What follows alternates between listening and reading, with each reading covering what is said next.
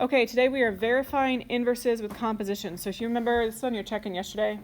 I asked you to solve for the inverse equation. That's where you switch x and y, and then you solve. You say f inverse is equal to blank.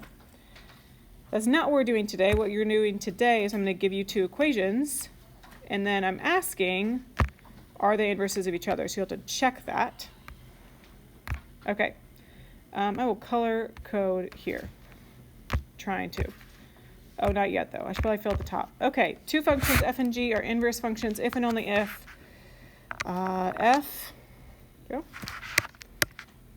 of g of x. So you're going to plug one equation into the other. F of g of x is equal to, everything will cancel out except for a single x.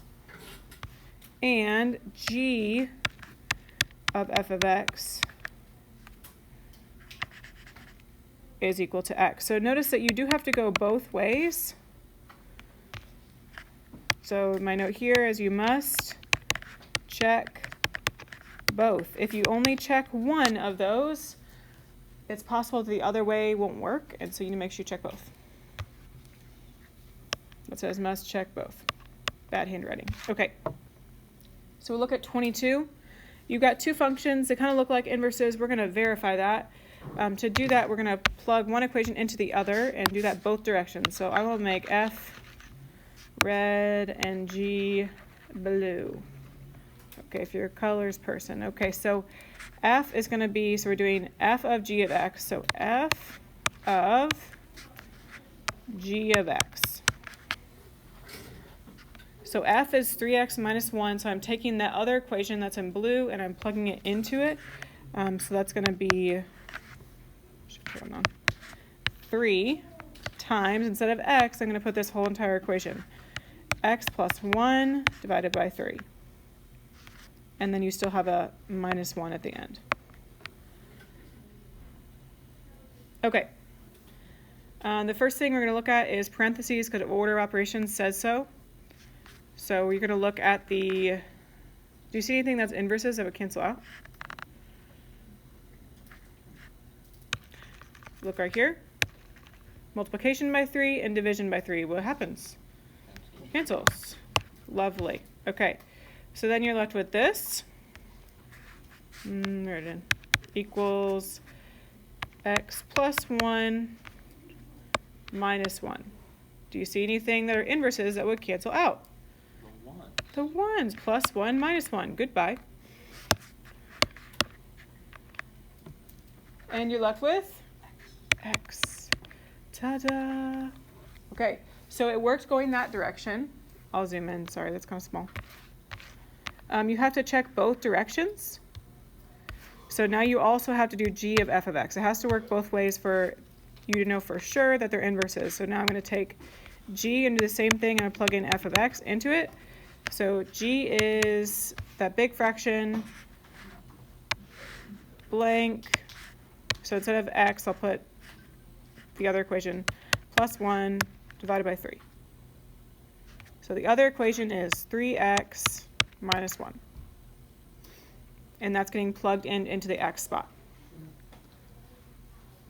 All right, we simplify the top of the fraction first. You basically get to drop the parentheses here. So I'm going to go ahead and remove those, but you could leave them if you want. Because it's not like multiplication or anything. That's why I'm going to get rid of them. What do you see on the top of the fraction? You see the multiplication by 3 and division by 3. You can't take care of that yet because these are not one term. So everything gets divided by 3 right now. So just look at the top. What could cancel out on the top of the fraction? Ones, right? Minus 1, plus 1, goodbye. So now you're left with 3x over 3. Multiplication and division, cancel. So, see ya. And you're left with x. Okay, so here's what hopefully you're seeing. You know now that these are inverses because all of their operations, the numbers and stuff like that, they cancel and they go away. So the only thing you should be left with is an x. All the numbers and operations should disappear. Okay, onward we go. Questions on that? Okay. yeah, I'll do K in red and G in, no, H, sorry, H in blue. Okay, a reminder, we kind of chatted about this the other day, maybe if you asked me on your assignment. What you see x greater than or equal to 0 is just a domain restriction, because if you were to graph this little guy, remember it looks like this. You have the, sorry, I'll do it in black actually, yeah. It's a square root function, which only gets graphed on the right side of the graph because we want to only take positive square roots. So it's just saying, hey, when you graph this, it's only on the right side. It's a domain restriction. It doesn't actually affect how you deal with the equations, okay? So basically ignore it, okay? We're going to do the k of h of x first. Sorry, my k's and h's look kind of the same.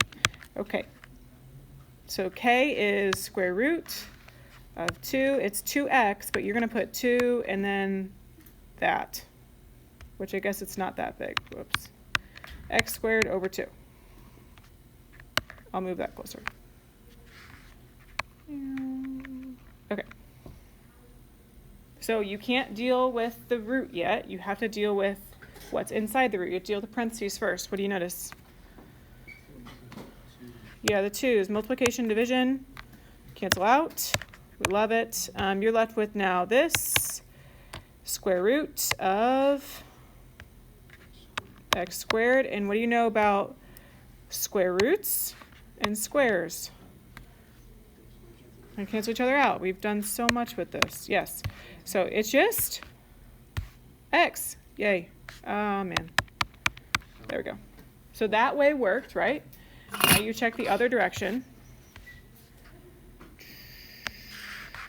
There are times it doesn't work, I promise. I don't know if this is one of them. K of x. Okay, so now you're taking the x squared over 2, but instead of x squared over 2, you're going to put square root of 2x over 2. Well, kind of. Sorry. Parentheses squared over 2. And in the parentheses, you're putting the other equation, which is square root of 2x. Deal with the top of the fraction first, always, please. What's going to cancel out on the top of the fraction? Square in a square root. So I highlighted that for you. These cancel out. Boo, boo. You're just left with 2x over 2. Multiplication, division.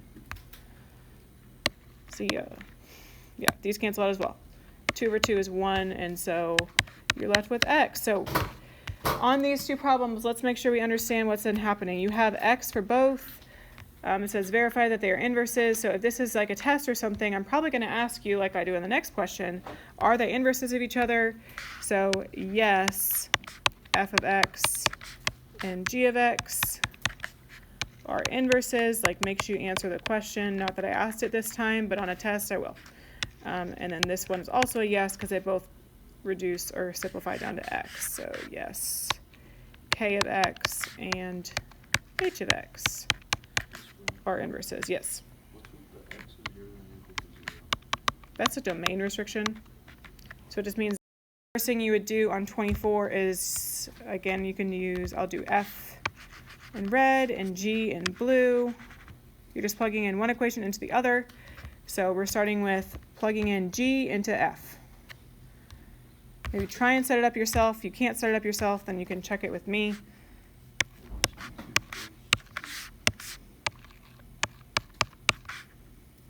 So it's 2x plus 1. So in the x spot, put the other equation in parentheses.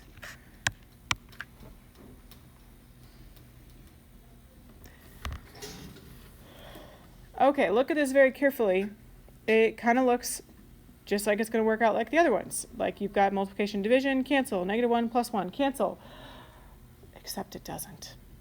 Okay? There's a difference between what you saw on question, look at number 22. Number 22 is set up very similarly, but it's different because of where the -1 is. Okay, let me prove this to you. So if you thought this was going to work because you're like multiplication, division, cancel, -1 plus 1, cancel x. No, it doesn't work. Here's why. You can't cancel out the 2's right now because the 2 is not just attached to this one, it's also getting multiplied by 2. -1. So you have to, I'm going to distribute, which is a quick way to check these problems when you have multiple terms. On your review, you're going to see that that's like the quickest way to check and see. So for the first term, 2x over 2, you can go ahead and write it like that if you need to. If you're multiplying to the top. This one is 2 times -1 or -2, and then you still have +1. So it is correct that these 2's will cancel each other out right there, right? These 2 are gone, that's lovely. But then you're left with this, x minus 2 plus 1, which when you try and do something with this, -2 plus 1, do they cancel out? No. You're left with x minus 1, which is not x, okay? So you know right away, no, not inverses. This is confusing. Let me show you an example that actually would work. So if I switch this equation just a little bit, so here's an example of something that would work. If it was instead 2, and then parentheses, x minus 1 over 2 plus 1. Talk to your table. What's the difference? Okay, where's the 1? It's on the top. Here's why this works. If you did the distribution still, it would look like this. It would be 2 times the quantity x minus 1 over 2. Those 2's cancel out, leaving you only with x minus 1 on the top. I know that's kind of confusing. What questions do you have? And then these would cancel, right? So that would be a yes, but the first one you saw was a no. What I'd like you to find first